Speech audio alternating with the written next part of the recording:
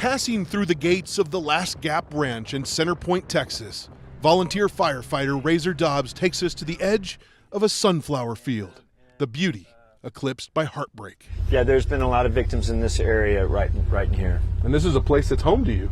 This river is this whole community's home. This river is like the backbone. This river is where people that grew up on this river and their kids are growing up on this river. This is the story of one spot along the Guadalupe River and the monumental task of finding the missing. This is a pinprick. This is a little bitty one frame of a whole movie of equipment.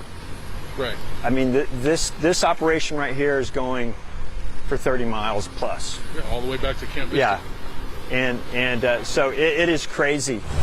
Heavy machinery has taken over the banks of the Guadalupe River. Makeshift roads have been carved into the river's edge to haul out mountains of debris. This whole area right here was a huge debris field. It was full of not only natural debris, but it was full of, remnants of RVs, houses, boats, just names. So which triggers the search and rescue people that, okay, this is a hotbed. Razor can't say how many bodies have been found along this tiny stretch of the river, but every day since the July 4th flood, he says search teams have uncovered victims here. This spot is about 30 miles downriver from Camp Mystic. The discoveries uncovered here have shocked him. What kind of debris have you guys found down here as well? Well, we've found signage from Camp Heart of the Hills. That's up there by Camp Mystic. That's 30 miles away. It's staggering. That's staggering. That's the power of this river. This is what the search crews are having to navigate their way through, these massive cypress trees that have been ripped out of the ground.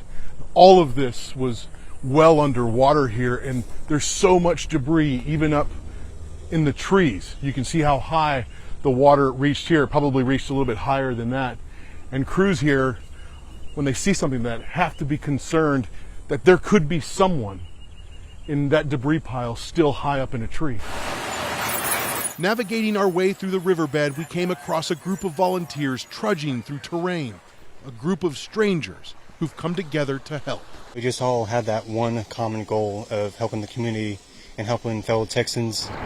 1 week into this tragedy, and there's an outpouring of gratitude for the volunteers and emergency teams working along the river. As you sit here and you watch this operation, and it's heroic on so many levels, but do you think it's possible that there are some families who are just not going to get their loved ones back? Right now, I'm not even going to think about that. Right now, my mentality and our mentality, the thing is, we're bringing people home, and that's it. For 7 days, Razor Dobbs and his fellow Center Point volunteer firefighters have worked around the clock. As we navigated the debris field, he seemed frozen for a moment. A few weeks earlier, he enjoyed a picnic in this spot with his wife and friends. Does it hit you pretty hard? Just still numb. I'm still in work mode, but it's filtering in.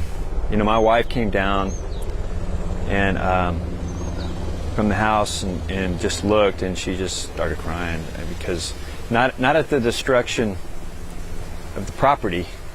This is going to grow back, but just the horror and the anguish that these families must feel. Number one, the powerlessness they must feel. We met Razor Dobbs at the Center Point Volunteer Fire Station. He told us that the place was flooded with 8 feet of water, but since then it has been taken over by volunteers and first responders. They've turned it into the command post, and from there, hundreds of people are fanning out every day looking for the missing.